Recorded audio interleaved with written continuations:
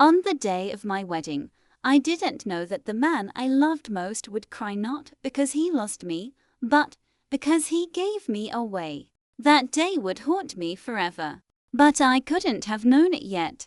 I remember the first time I met Adrian.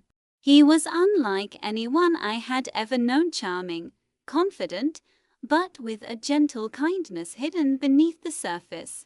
The kind of person who could smile at the world and make you feel like you were the only person in it.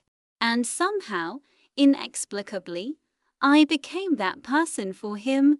We met in college, though I hardly noticed him at first. He was always there, the quiet presence at the back of the library, the one who would help everyone without expecting anything in return. I, on the other hand, was loud, bright, and perhaps a little too naive to notice the subtleties of life. But fate, as it often does, decided our paths should cross, and when it did, my world changed. Adrian had a way of seeing me not the surface, not the laughs I used to throw at the world, but the real me. The me I hid from everyone else. The me that was scared of being left behind, scared of not being enough. And when he looked at me, it was like he could erase all those fears. We fell in love slowly. Not the kind of whirlwind you see in movies, but steady, sure, like a river carving its way through rock. Every laugh we shared, every late-night conversation, every brush of hands, built a foundation I thought could withstand anything. I remember the night he first told me he loved me. We were sitting on the rooftop of his apartment building, the city lights twinkling below us like scattered stars. He took my hands in his eyes holding mine, and said, "Liya, I can't promise life will always be easy, but I can promise I'll never let go of you." And I believed him. Oh, how I believed him. We planned our future together, the apartment we would share, the tiny garden we would build, the little traditions only the two of us would have. I even imagined the wedding, the smiles, the tears of happiness, and the way he would whisper my name as we danced our first dance. I dreamed, foolishly, that nothing could ever touch us. But life, as it always does, has a way of twisting the sharpest edges of happiness into the deepest pain. I noticed small things first, the lingering looks at his phone, the sudden sighs, the quiet moments when his smile faltered. I brushed them off at first, telling myself I was imagining it. I didn't want to think he could hide anything from me. He was perfect. He couldn't lie to me, could he? Then came the night that changed everything. Adrian came to me, eyes dark and weary, face pale as if he hadn't slept in days. I could feel the tension in the air, the kind of tension that makes your chest tighten and your stomach drop. He wouldn't look me in the eye. "Liya," he began, voice shaking slightly. "There's something I need to tell you." My heart skipped. I had learned, over months of love, that the way he said my name when he was serious always meant life was about to change. "What is it?" I asked, trying to keep my voice steady. He looked away, jaw tight. "It's complicated. And I can't." "Adrian, look at me," I demanded, a tremor of fear creeping in. "Whatever it is, we can handle it together. You promised." His eyes met mine, and for a moment, I saw the weight he carried. The kind of burden that crushes you slowly, silently, until you feel like you're drowning in it. "It's Selena," he said finally, the name falling from his lips like a hammer. I froze. Selena, the woman I had heard whispers about, the one who came before me. The ex who supposedly was just a shadow of the past. "She's in trouble," he continued, voice barely above a whisper. "Dangerous trouble. If I don't help her, she could lose everything, even her life." I wanted to scream too, demand, to fight for us, but I couldn't. Something in his voice, the despair, the guilt, it broke me before I could even form words. "What do you want from me?" I asked, though I already felt the answer coming. I have to make sure she's safe," he admitted. "And I can't do it alone. I need to make arrangements and—" His throat tightened. I have to give you to someone else." The words didn't make sense at first. My hands fell to my lap, my mind refusing to comprehend. "You give me to another man? Adrian, what are you saying?" My voice cracked, disbelief piercing every syllable. He took a deep, shuddering breath. "I love you, Liya. That will never change. But I can't risk her life. I'm sacrificing my happiness for her. I hope you'll understand someday." I wanted to scream, to slap him, to run away, but my heart betrayed me. I loved him. I still loved him. And yet, the betrayal was sharp enough to cut through my soul. That night, I cried alone in my room, clutching the pillow, trying to make sense of how the person I trusted most could give me away. Could someone I loved so deeply really choose another woman over me? And yet, when I closed my eyes, all I could see was him, his tears, his trembling hands, the guilt etched into every line of his face. It was the night I realized love could hurt more than anything else. And it was the night I vowed, if I could not have him, I would rise from the ashes of betrayal and make him regret every tear he shed. Little did I know, the wedding, the man I would marry, and the heartbreak ahead were only the beginning. I didn't know then that the man I loved would cry at my wedding, while I walked down the aisle to someone else's arms. But I would learn soon enough that strength is born in the moments we feel weakest.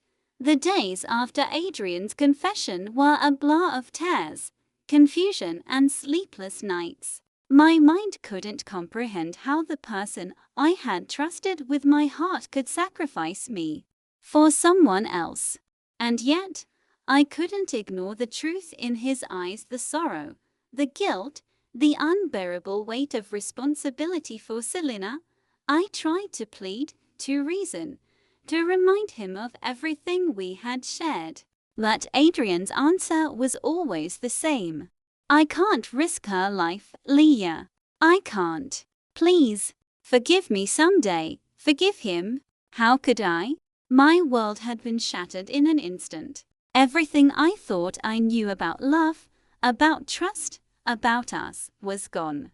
And yet, the cruelest part was realizing that he truly believed he was doing the right thing. Then came the day I met Victor. It was arranged hastily, like my life was nothing more than a chess piece in someone else's game. Victor was a man I had never met before, tall, impeccably dressed, with a cold, calculating gaze that seemed to measure me in seconds. His presence alone made the room feel smaller, tighter, suffocating. "You must be Liya," he said, his voice smooth but firm. There was no warmth, no softness, only authority. I nodded, unable to speak. Words had deserted me, trapped in a throat choked with disbelief. I wanted to run, to escape, but I couldn't. Adrian was gone, hiding behind a veil of guilt, and I was left with the consequences of his choice. Victor extended his hand, and I felt a pang of fear. This man was now my future, whether I wanted it or not. My mind screamed, "This isn't real. This can't be happening." But the wedding plans were already in motion. Invitations had been sent, venues booked, and every detail meticulously arranged. It was a life I hadn't chosen, thrust upon me by the man I loved and the circumstances I couldn't control. The night before the wedding, I stood alone in the bridal suite, staring at the gown that I had once dreamed of wearing with Adrian by my side. The satin felt heavy, almost mocking, as if it knew the love it was supposed to celebrate was gone. I couldn't sleep. Every sound of the bustling wedding preparations outside made my heart ache, and every thought of Adrian, the way he had looked at me, trembling, crying, helpless, made my chest tighten as if someone had pressed a hand against my ribs. I kept thinking about what I would say when I saw him again. Would I scream, cry, run away, or would I, like a ghost, walk past him silently, carrying my own heartbreak like a shield? The morning arrived with cruel precision. The sun streamed through the windows, golden and bright, mocking the darkness that had taken residence in my heart. I stepped into the chapel, every step a battle against the tears threatening to fall. The music swelled, a familiar melody that had once filled me with joy, now taunting me with what I had lost. Victor stood at the altar, perfectly composed, his eyes steady. He didn't reach out to me, didn't offer comfort. He simply waited, patient and unyielding. And behind him, hidden in the shadows, I saw Adrian. He didn't move. He didn't interfere. He was just there, his hands clenched at his sides, tears glistening in his eyes, watching me walk toward another man, watching me give myself away. The moment felt eternal. Every heartbeat was deafening. And in that silence, I understood the full weight of betrayal, of sacrifice, and of a love that had become impossible. As I reached Victor, he took my hand, not tenderly, not lovingly, but with a firm, commanding grip that reminded me of the reality I now lived in. The vows began, and I repeated words that felt like poison on my tongue, promising to love a man I had not chosen, for a life I hadn't imagined. Adrian's sobs were quiet, almost silent, but I could hear them, feel them. And in that moment, the cruel irony of our love hit me harder than any betrayal could. He had given me away to save another, and yet he was the one breaking inside. I walked down that aisle, a ghost of the woman I had been. My heart shattered, my dreams scattered. And as the ceremony ended, as Victor kissed me formally, I realized that my life had changed forever. But beneath the pain, a tiny ember of defiance sparked. I wouldn't let this break me completely. I wouldn't let Adrian's sacrifice, Selena's manipulation, or Victor's coldness define me. Somehow I would survive. Somehow I would rise. Even if it meant walking into a life I didn't want, with a man I didn't love, because I had no other choice. And as I looked at Adrian one last time that day, tears streaming down his face, I vowed silently I would endure this heartbreak. I would grow stronger. And one day, he would regret the tears he shed while giving me away. The first days of my life with Victor were unbearable. Every corner of his mansion felt alien, every object a reminder that I was no longer in control of my own destiny. The servants moved silently around me, unsure whether to treat me as their lady or as a guest trapped in someone else's life. Victor himself was calm, almost unnervingly so. He never raised his voice, never scolded, never attempted to comfort me. He simply existed as a pillar of authority, a man who had claimed me as property in the eyes of the world, yet gave no warmth to the reality of it. At first, I despised him. I resented his calmness, his composure, even his very presence. Every time he entered the room, I felt a mixture of fear and defiance. I refused to look at him directly, refused to respond to his polite questions with anything beyond monosyllables. But slowly, painfully, I began to notice things. The way he ensured I was safe, even when I tried to walk alone in the sprawling estate. The way he observed me, not with judgment, but with a quiet attentiveness, as if he were learning the shape of my grief without forcing it out of me. One evening, a week into this strange new life, he found me in the garden, sitting alone on a stone bench. The sun was setting, painting the sky in shades of fire and gold. I was staring at nothing, trying to numb the ache in my chest, when he approached quietly. "Liya," he said softly, not commanding, not accusing, just stating my name. I didn't turn. I didn't want to. "What do you want?" I asked, bitterness coating every word. "I want to understand," he replied simply, sitting beside me without waiting for permission. "I want to understand you, if you'll let me." I laughed bitterly, a sound that surprised both of us. "Understand me? You think you can? You have no idea what it's like to lose someone you love, and then be forced to pretend everything is fine." He didn't flinch. He didn't argue. He simply nodded. "You're right. I can't understand completely, but I can try. And I will." I turned to look at him then, really look, for the first time. His face was calm, but there was a depth in his eyes, a kind of patience and steadiness I hadn't expected. He didn't try to charm me, didn't attempt to force affection. He simply existed beside me, allowing me to exist as well, in my broken state.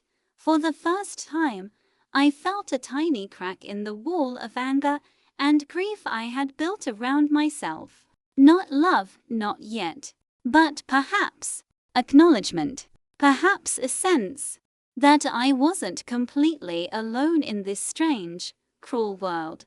The days stretched into weeks, each one a battle of endurance. I learned the rhythms of this new life: meals in silence, polite nods instead of laughter, quiet evenings where neither of us spoke. And yet, beneath the cold routine, a subtle bond began to form. Victor was not cruel, as I had feared. He was firm, yes, unyielding in his expectations, but never malicious. He respected my boundaries, never pressed for affection, never tried to replace Adrian in my heart. And slowly, painfully, I realized that perhaps there was more to this man than the image of coldness I had painted. One rainy evening, I was struggling to carry a box of books from the library when Victor appeared out of nowhere.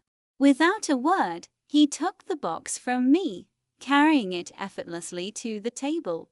"You don't have to do everything yourself," he said quietly. "Even if you want to prove something to yourself, it doesn't mean you have to suffer alone."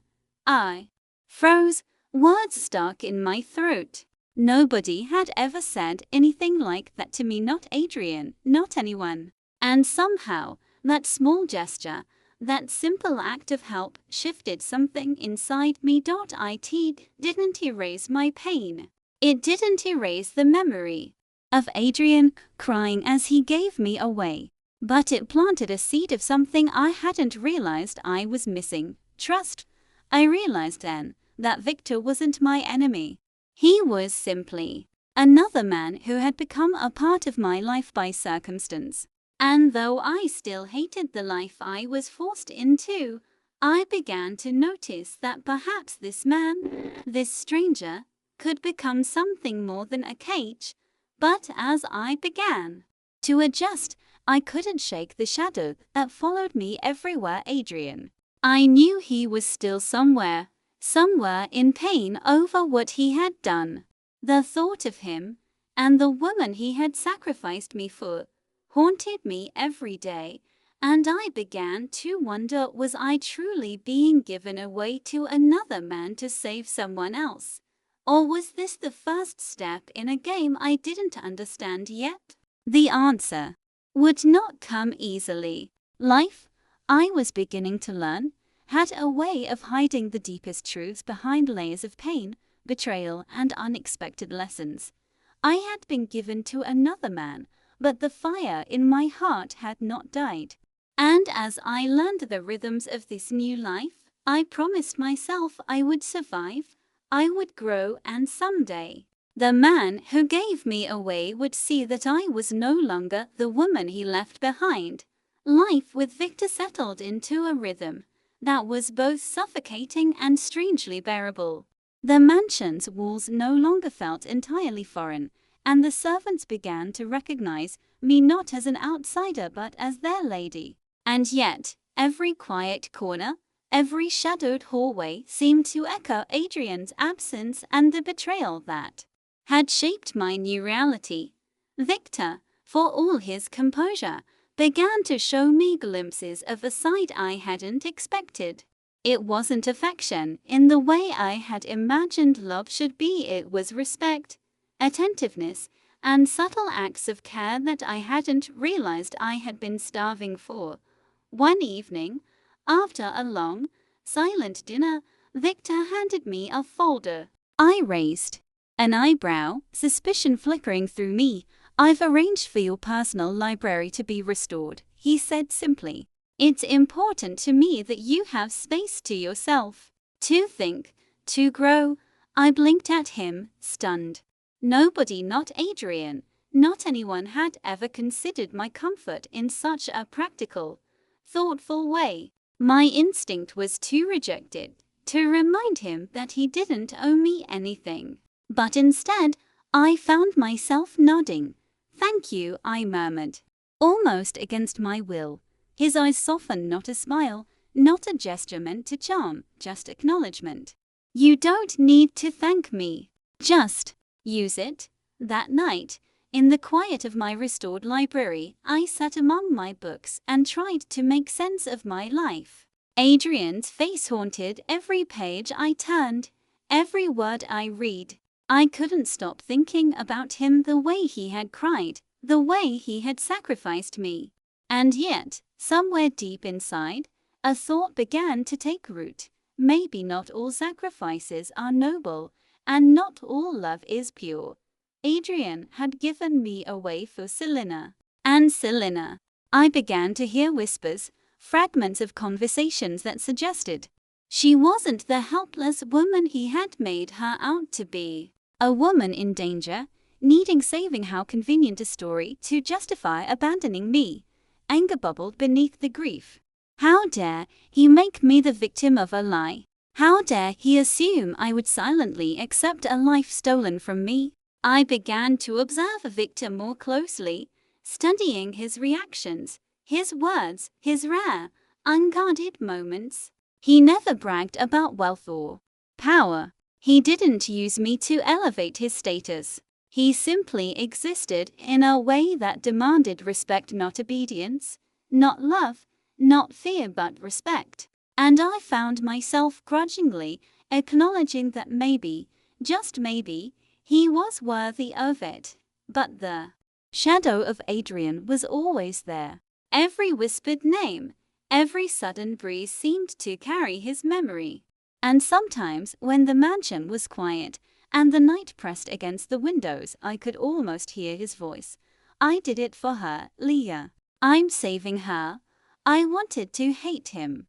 I wanted to scream at him for what he had done. But as much as my heart raged against him, there was a part that still ached, that still loved him, that still remembered every laugh, every tender moment, every promise he had made under the stars. And that part of me made this new life unbearable. Then came the day I met Selina. It was at a charity gala, an event Victor insisted I attend to learn social etiquette and public appearances. The moment I saw her, my blood ran cold. Selina, draped in elegance, smiling at everyone as if the world belonged to her, looked every bit the victim Adrian had painted her to be. But her eyes, sharp and calculating, betrayed a confidence I had never seen in a woman truly in danger. Adrian was there, across the room, his expression unreadable. I couldn't tell if it was guilt, worry, or longing. My chest tightened. The betrayal wasn't just a memory anymore. It was real, living, breathing in front of me. Selena approached, flawless as ever. "Liya," she said, her voice honeyed, sweet, but carrying an edge I didn't like. "I've heard so much about you. Adrian talks about you all the time." I forced a smile, teeth gritting. "I'm sure he does." Victor stood silently beside me, tall and imposing, as if he could crush her presence simply by existing. I realized then that, despite everything, I had an ally. Not a lover yet, but an ally who wouldn't let me be humiliated. A man who commanded respect without trying. The night wore on, the tension thickening. Adrian caught my eye once, his gaze flickering between sorrow and longing. I wanted to hate him, wanted to remind him of the pain he had caused. But I couldn't. The spark of love that had once lit our hearts refused to be extinguished so easily, and that was when I realized the story was far from over. The game had only just begun, and I was no longer the naive girl who would blindly accept betrayal. I had grown, in ways even I didn't yet understand. I had been given to another man, but I was no longer powerless. I would endure, I would learn, and when the truth revealed itself, I would rise stronger than ever before. Days turned into weeks, and weeks into a strange routine that neither of us fully embraced nor fully resisted. I learned to move through Victor's mansion with a sense of quiet vigilance, aware that every glance, every word, could shift the fragile balance of this new life. And yet, there was a subtle rhythm forming, a rhythm where I could breathe, where I could begin to reclaim some sense of control. Victor, in his silent, unwavering way, continued to show me that there was more to him than the cold, powerful man I had first met. He never demanded love, never expected me to smile on command. He simply existed, offering protection, respect, and occasional guidance in ways that reminded me of Adrian's gentleness, but without the heartbreak attached. One afternoon, as I wandered through the estate's extensive gardens, I found him arranging flowers in a greenhouse. The sun filtered through the glass, casting soft patterns on his face. He looked human, almost vulnerable in the way he concentrated, almost distant from the iron-willed man I had met. "You seem happier here," he said without looking up, his voice neutral, calm. I frowned. "Happier? I'm not sure I even know what that means anymore." He glanced at me, the faintest curve of a smile brushing his lips. "Happiness doesn't always come from joy, Liya. Sometimes it comes from surviving, from carving a space for yourself even when the world takes everything else away." I blinked, unsure if he was trying to teach me or simply stating a fact. Either way, it struck something inside me. I had survived betrayal. I had survived being given away. And perhaps, just perhaps, I could begin to reclaim pieces of myself in this cold, unexpected life. But the past is never truly gone, and it never forgets. Selena's presence continued to loom over my days, like a shadow that refused to fade. At every public event, she moved with calculated elegance, the epitome of charm and grace. But cracks began to show, small slips, a fleeting expression of frustration, moments when the carefully constructed facade faltered. One evening, I overheard a conversation between Selena and one of her associates, a voice whispering, sharp and urgent, "You promised me he would do everything I wanted. If he fails, there will be consequences. Do you understand?" Her laughter, low and cruel, sent shivers down my spine. "I know.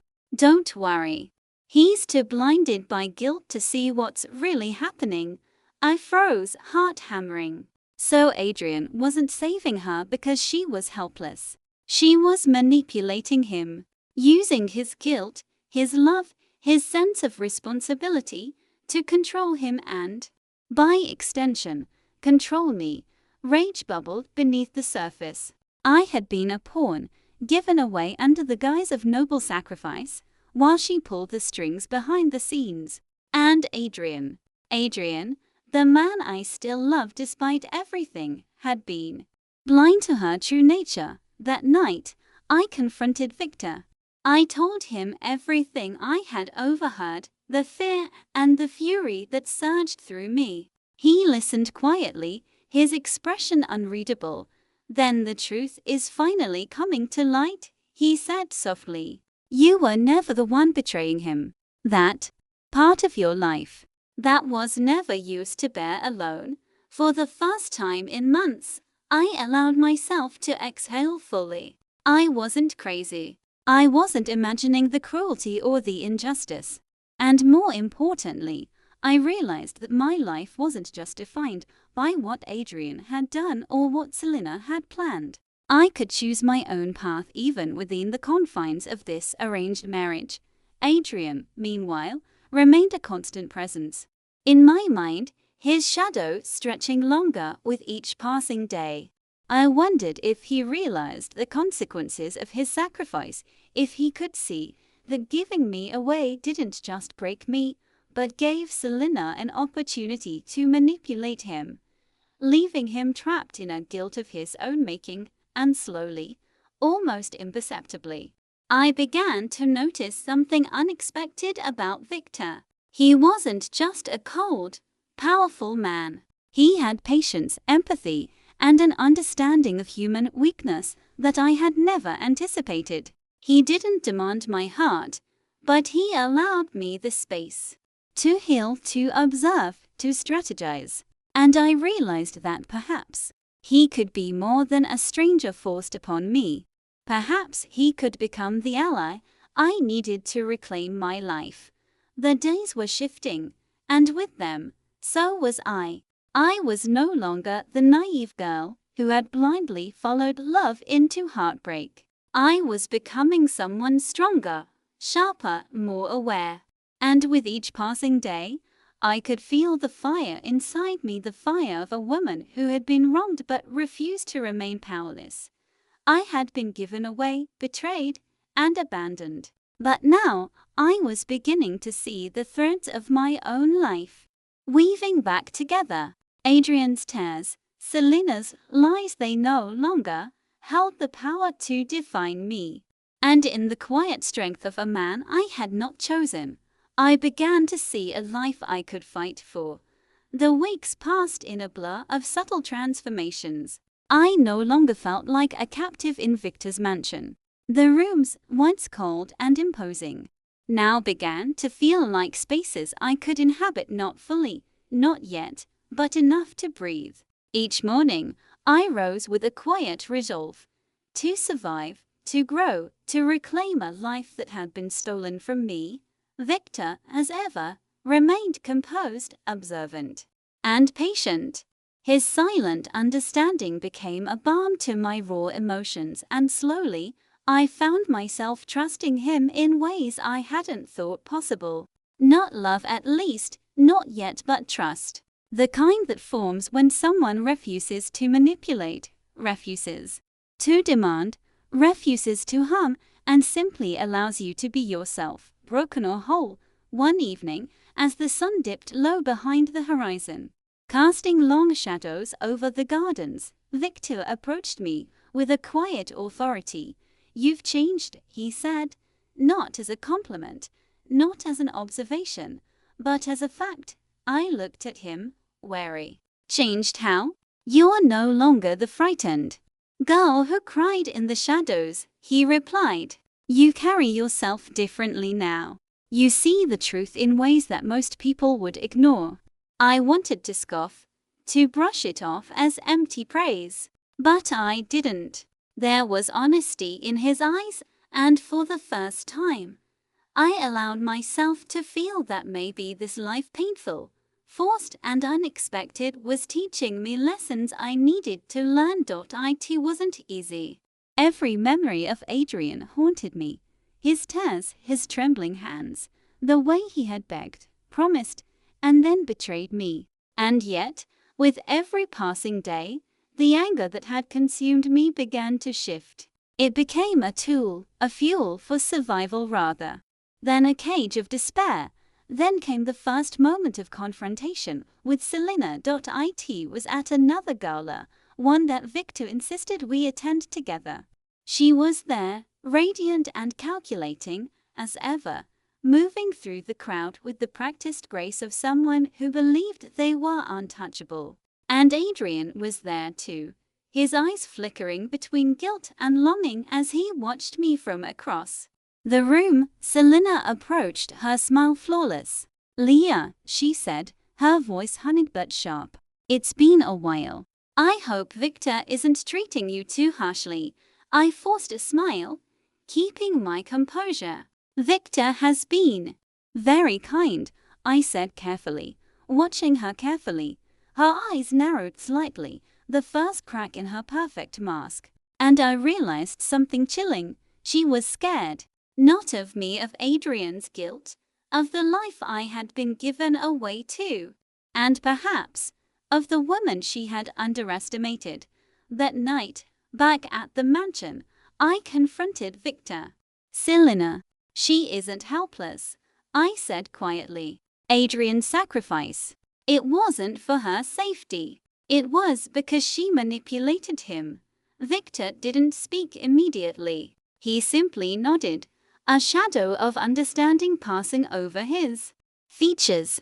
"I suspected as much," he said finally. "But you've confirmed it. And now you know her power comes from the lies we accept, not the truth we ignore." His words resonated deeply. It was true. Power didn't belong to those who seemed strongest, it belonged to those who controlled the perceptions, manipulated the narratives, and forced others to bend. I realized then that I didn't need Adrian's validation. I didn't need Selena's mercy. And perhaps I didn't even need to mourn the love I had lost, not completely. Instead, I began to focus on myself. I trained myself to navigate Victor's world, to learn its politics, its social dynamics, its subtle hierarchies. And in Victor, I found a partner not in love yet, but in strategy, in survival, in understanding. He was steady, reliable and unyielding, and for the first time since Adrian's betrayal, I felt the stirrings of real strength inside me. Adrian, meanwhile, remained a ghost in my mind. I knew he was suffering, trapped by guilt and by Selena's manipulations. And I knew, too, that the longer he stayed blind to her true nature, the more tragic his story would become. But for me, the tide was turning. I was no longer the girl who cried alone in a bridal suite, abandoned by the man she loved. I was a woman who had been given away and who would now rise from that gift, stronger, sharper, and unbroken. I had been sacrificed, betrayed, and abandoned. But the fire in my heart was no longer for Adrian alone. It was for me. And with each passing day, I realized that strength, not sorrow, would be my weapon and my salvation. By now, I had learned to navigate Victor's world with cautious precision. I no longer stumbled in the grand halls, no longer faltered under the weight of expectations. Each decision I made, each interaction I handled, became a statement not just to Victor, not just to Selena, but to myself. I was no longer a pawn. I was a player. Victor noticed the change immediately. One evening, as we reviewed estate matters in his office, he looked at me with something close to admiration. "You've grown," he said simply, tapping his fingers against the table. "Not just surviving, but thinking, observing, acting." I met his gaze, unsure if I wanted to accept praise or deflect it. "I had no choice," I replied, voice steady. "I either grew, or I stayed a victim." He smiled faintly, the first genuine smile I had ever seen on him. Good. Keep that fire. You'll need it. I didn't ask why. Somehow I trusted that whatever challenges lay ahead, Victor would be there not as a lover, not as a savior, but as an ally. And allies were invaluable. The tension with Adrian escalated in ways I hadn't anticipated. He was a ghostly presence at every turn. His eyes, when they met mine, a mixture of longing, guilt, and fear. I couldn't tell if he was proud of me, angry at me, or terrified of the woman I was becoming. And then there was Selena. She began making mistakes, small, almost imperceptible slips, her composure faltering when she thought no one was watching, subtle missteps in her carefully curated social image. It was as if she could feel the ground beneath her beginning to shift. I realized then that knowledge was power. The more I learned about their true dynamics, the more I could use it to my advantage. I started keeping track of interactions, noting inconsistencies, collecting the threads that revealed Selena's manipulation and Adrian's blind devotion. One night, as I walked through the estate gardens, Victor joined me. The air was thick with the scent of blooming flowers, the moonlight casting silver patterns on the stone path. "You're planning something," he said quietly, as if reading my thoughts. I hesitated, then nodded. "I need to know the truth about Selena and Adrian. If I don't, I'll always be the victim of their lies." He walked beside me, silent, patient. "Then you'll find it.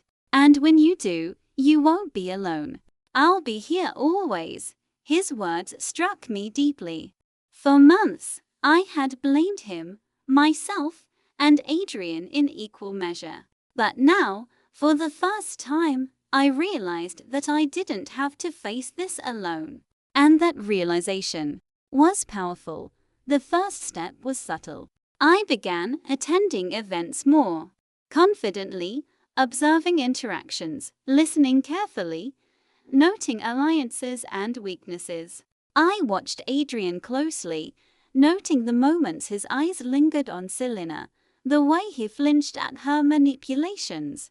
And I watched Selena, carefully cataloging her behaviors, her subtle threats, her overconfidence. It was exhausting, mentally and emotionally, but I felt alive. For the first time in months, I had a sense of purpose that didn't revolve around being a victim or a memory. I was reclaiming control of my life, one small action at a time.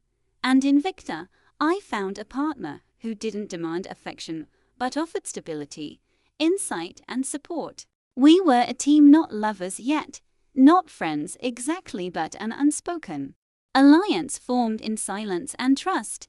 Then came the first moment of confrontation, small, deliberate, and controlled. I confronted Selena indirectly, through subtle comments, sharp observations, and social maneuvers that began exposing her cracks to the people around her. Every slip she made, every frustrated glance, every word spoken too quickly, became ammunition. In a war I had no intention of losing, Adrian noticed. I saw the conflict in his eyes, the confusion, the guilt. He was starting to realize that the world he had tried to protect wasn't as simple as he had imagined. And I could feel, in the depths of my heart, that the tides were beginning to shift. I had been given away, betrayed, and abandoned. But now, I was no longer the helpless girl I had been. I was a force in my own right, armed with knowledge, strategy, and allies. And when the truth finally revealed itself, I would rise stronger than ever before. The moment I had been preparing for arrived quietly, almost imperceptibly. Life, I realized, was a game of timing. One wrong move, and the delicate balance I had begun to create could crumble.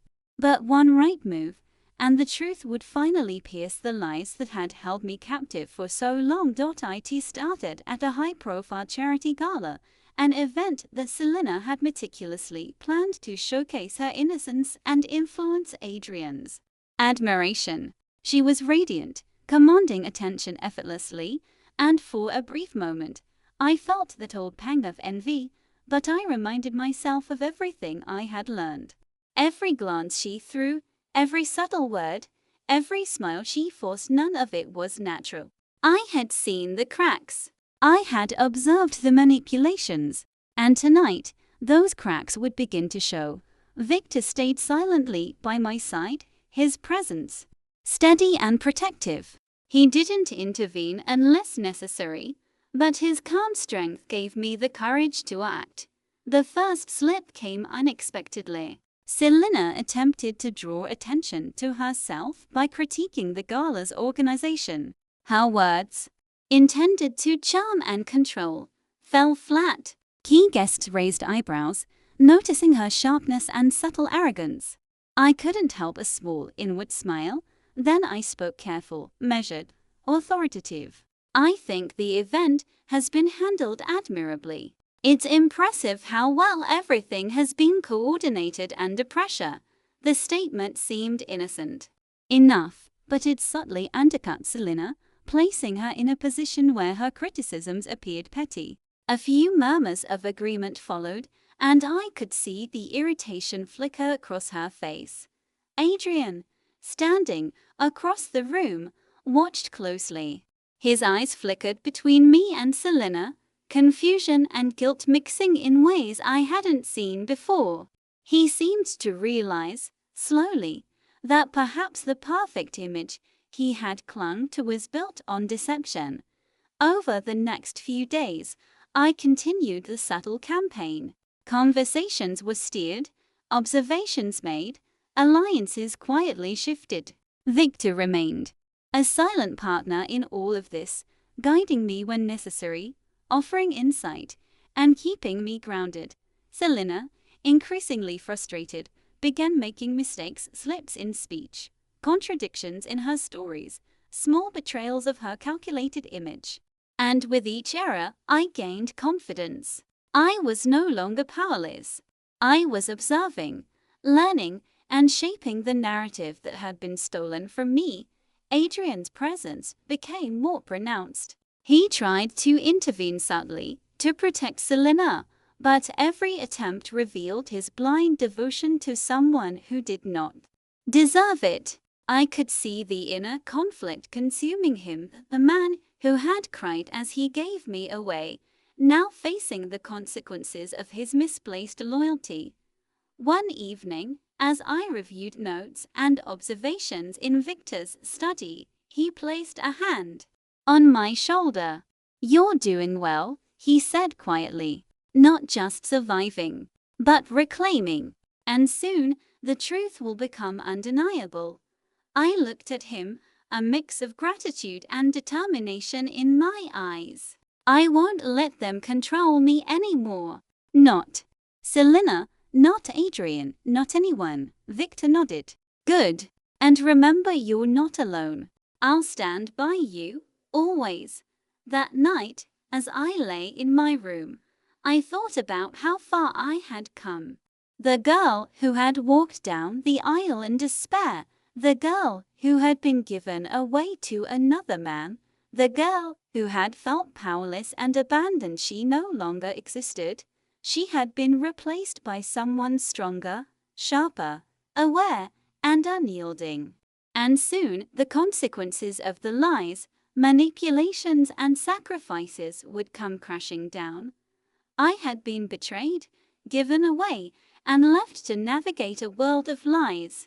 But I had grown, I had learned, and I had allies I could trust. The web of deceit surrounding me was beginning to unravel, and when it did, nothing would ever be the same again. The tension had reached a boiling point. Every glance, every whispered word, every subtle maneuver over the past weeks had led to this moment. I was no longer the silent pawn in Adrian and Selena's world. I was a woman who had been betrayed, yet refused to remain powerless. It began at another social gathering, a lavish event that Selena had organized to flaunt her influence and charm Adrian further. I attended with Victor, my calm and silent anchor. We moved through the crowd, observing, noting, and waiting. Selena noticed me immediately. Her smile was sharp, controlled, and thin. "Liya," she said, approaching with calculated elegance, "I see you've been busy." I met her gaze steadily, refusing to waver. "I've been learning," I replied simply. "Observing. Understanding. Not everything is as it seems, you know." Her eyes flickered an imperceptible crack in her perfect facade. And I pressed further, deliberately, carefully. "It's amazing how much influence one can have when others choose to believe only what they want to see."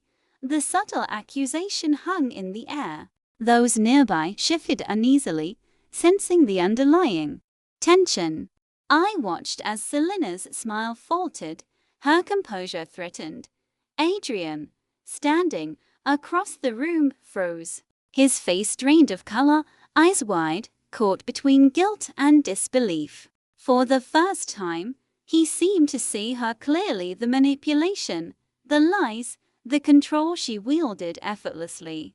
Victor remained beside me, calm and unwavering. His presence lent strength to my stance. He didn't need to speak. His support was enough to bolster my confidence. Selena, realizing the tide was turning, attempted to regain control. "Careful, Liya. Words can be dangerous." I smiled, not maliciously, but with quiet determination. "And so can truth." The room seemed to hold its breath.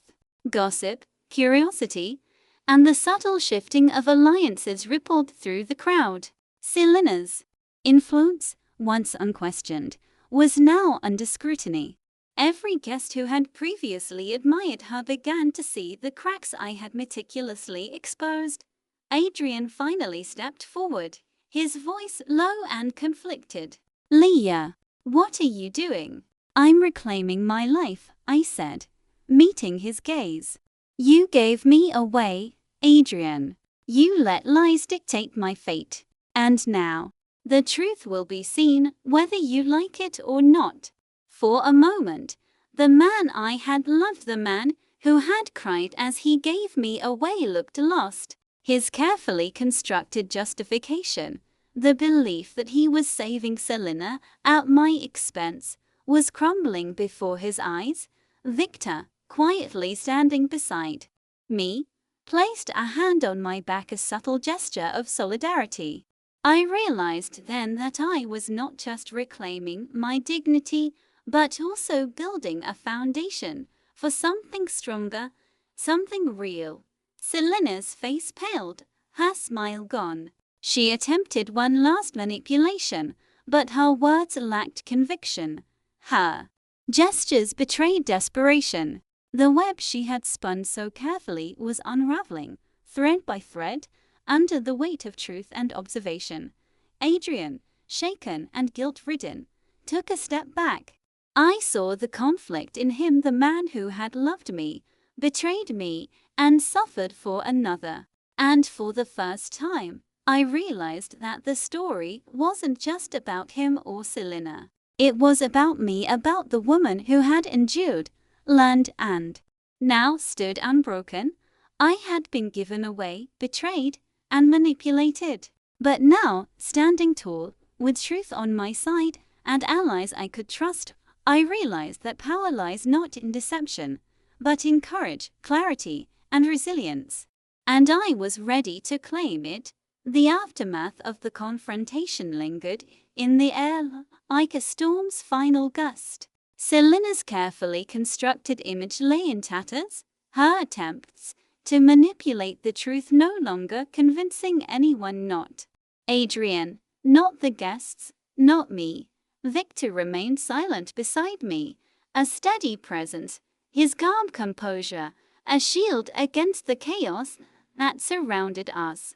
I realized in that moment that I had grown not only in strength, but in clarity. I was no longer the girl who cried at her wedding, no longer the woman whose life was dictated by the whims of others. I was awake. Adrian's eyes met mine across the room, filled with a mixture of regret and longing. His heartbreak was genuine, but so was mine. He had given me away, trusted the wrong person, and allowed deception to dictate the course of our lives. And now he was seeing the consequences unfold before him. I approached him slowly, my posture calm and controlled. "Adrian," I said, softly, yet firmly, "do you understand now? Everything you thought you were protecting me from. It was never about safety. It was about control." His gaze faltered, and he nodded slowly. I see that now. I was blind. I thought I was saving her and protecting you, but I failed. I shook my head, not in anger, but in acknowledgement of the painful truth. We all make mistakes. But the difference now is that I am no longer powerless. I am not the same woman you left behind. Victor placed a reassuring hand on my back, grounding me in the present, in the life I had begun to reclaim. I felt his strength, not as a demand for affection, but as a silent promise that I would never face betrayal or manipulation alone again. Selena, cornered and exposed, tried one last desperate maneuver, attempting to charm Adrian back into her grasp. But it was futile. The illusions had shattered, the web of lies unraveling completely to repair. Adrian's gaze shifted from Selena to me. Pain, guilt, and longing warred across his face. "Liya, you need to forgive yourself, Adrian," I said gently, stepping closer. "For loving the wrong person, for trusting her over me. But I have to live my life now on my own terms," and in that moment, I realized the power of choice. The power to define my life, to build my future, to love when and how I wanted. The fire inside me, once fueled by betrayal and sorrow, had transformed into clarity, courage, and self-respect. Victor stepped forward then, a quiet force of reassurance. He didn't speak, didn't demand attention. He simply stood with me, solid and unwavering, his presence a statement that I was no longer alone, no longer vulnerable. Adrian's shoulders slumped. For the first time, he truly understood the depth of the consequences he had set in motion. Tears unbidden filled his eyes, not just for me, but for the mistakes, the lies, and the love he had mismanaged. I met his gaze one final time, not with anger, not with sadness, but with the quiet power of someone who had endured and grown. Live your life, Adrian. Learn from this. And maybe someday, you'll understand what it means to truly love and protect someone without losing them. As I turned to Victor, I felt a wave of relief, strength, and unexpected peace. The man who had stood by me, who had given me patience, respect, and stability, was no longer a stranger. He was a partner not in romance yet, but in life, in growth, in trust, and in that trust, I felt the first true stirrings of hope. Hope that my life, my choices, and my future were mine alone. I had been given away, betrayed, and abandoned. But in the ashes of my past, I found strength, clarity, and the courage to reclaim my life. The woman I had become was no longer defined by the mistakes of others, but by her own resilience, wisdom, and unyielding spirit. The days following the gala were quiet, yet charged with unspoken understanding. The storm of confrontation had passed, but its echoes lingered. Liya, I realized, no longer feared the shadows of her past. She had stepped into the light of her own strength. Victor remained a steady presence by my side. His support had never been flashy or demanding. It had been quiet, unwavering, and empowering. Together, we navigated the remnants of social scrutiny and subtle manipulations, and each day I felt more alive, more in control, more whole. Adrian, meanwhile, was struggling with the weight of his choices. I watched him from a distance, observing. The man who had once held my heart. He had loved, he had sacrificed, and he had failed, blinded by guilt, deceived by Selina's cunning. But I could see his growth, however slow, and I acknowledged it quietly to myself. Forgiveness would come, but only when he had truly understood the depth of his actions. One evening, Victor and I sat in the mansion's library, surrounded by books, the quiet hum of the estate enveloping us. I had been reflecting on everything, the betrayals, the manipulations, the heartbreak, and for the first time, I allowed myself to feel gratitude. "Liya," Victor said softly, breaking the silence, "you've grown remarkably. Not just in resilience, but in wisdom. You've learned to see through deception and claim your power." I smiled faintly, a mix of humility and acknowledgement. It wasn't easy, I admitted. Every step forward felt like walking on shattered glass. But I had to, or I would have remained a victim forever. He reached out, not to claim or command, but to offer support. "You didn't remain a victim," he said simply. "You became the woman you were always meant to be." For a long moment, I let the words sink in. Strength wasn't about domination. Power wasn't about control. True growth came from resilience, clarity, and the courage to claim your own life. And Victor had shown me that it was possible to find support without losing yourself. Meanwhile, news of Selina's manipulations began to spread quietly but inevitably. Those who had once admired her influence now questioned her authenticity. Adrian, facing the undeniable truth, began the painful process of accepting the consequences of his blind devotion. I felt a strange mixture of pity and detachment. He was no longer my prisoner, my heartbreak, or my obsession. He was simply a man who had learned too late. I realized then that the final step in my journey wasn't revenge or confrontation. It was closure. I had endured betrayal, manipulation, and heartbreak. I had been given away, yet I had survived, grown, and reclaimed my identity. And now I could finally embrace the life that was truly mine. Victor, observing me, understood without words. Together, we had navigated the storm, and now the horizon was calm. Not perfect, not without challenges, but ours to face together or apart on our terms. I had been sacrificed, manipulated, and abandoned. But in the quiet aftermath, I discovered my strength, my clarity, and the truth of who I was.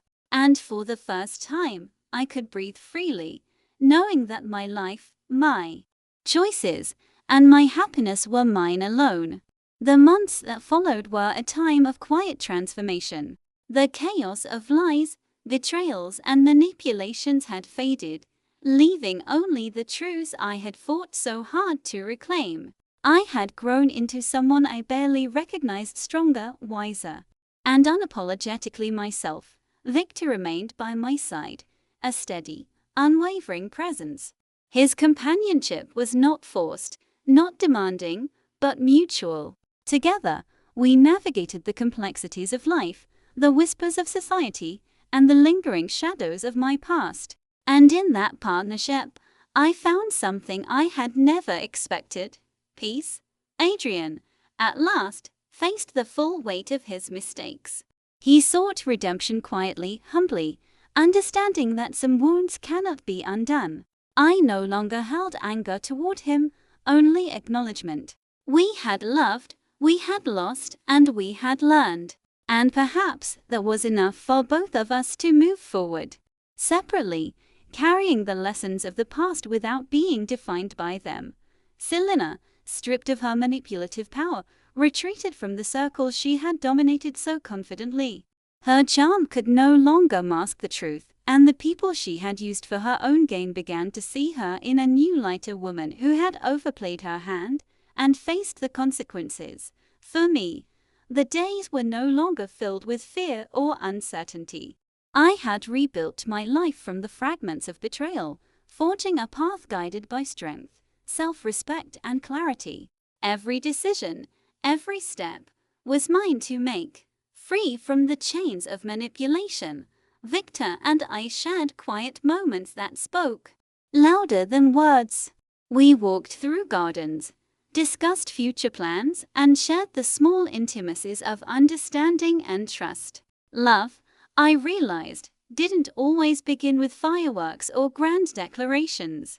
Sometimes it began quietly with support, respect, and shared strength. One evening, as the sun set behind the mansion, casting the world in warm, golden light, Victor turned to me. His gaze held something deeper than friendship, steadier than infatuation, a promise. "Liya," he said softly, "we've faced storms together, and yet here we are. Whatever comes next, we face it side by side." I smiled, a smile full of hope and certainty. "Yes," I replied. "Together." And in that moment, I felt it, freedom. Not just from the past, not just from betrayal, but freedom to choose, to love, and to live fully. The girl who had been given away, who had cried at her wedding, who had endured manipulation and heartbreak, no longer existed. She had been replaced by a woman unbreakable, a woman who had claimed her life back and in doing so, had discovered the quiet, enduring power of love built on trust and mutual respect. I had been given away, betrayed, and abandoned, but I survived.